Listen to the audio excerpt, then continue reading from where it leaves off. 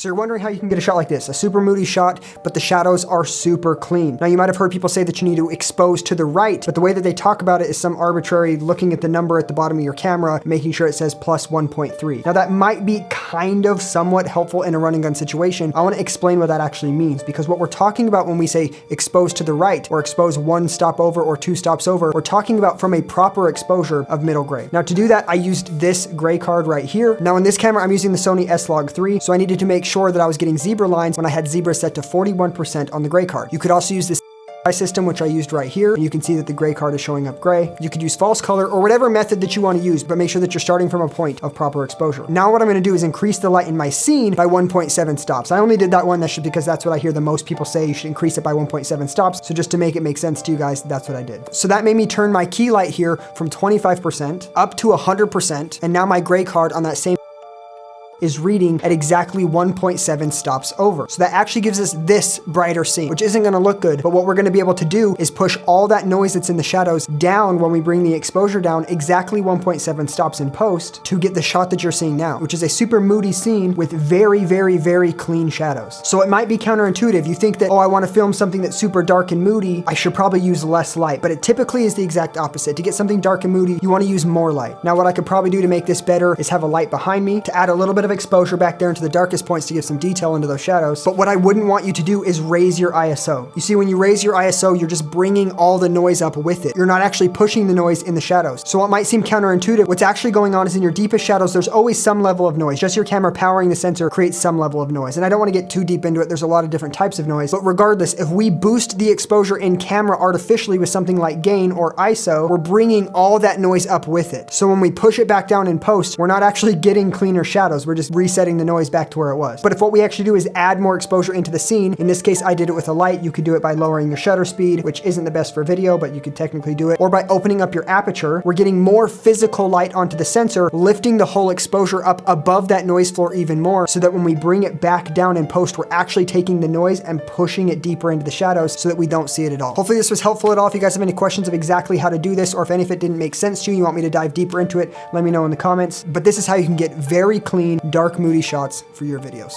Peace out.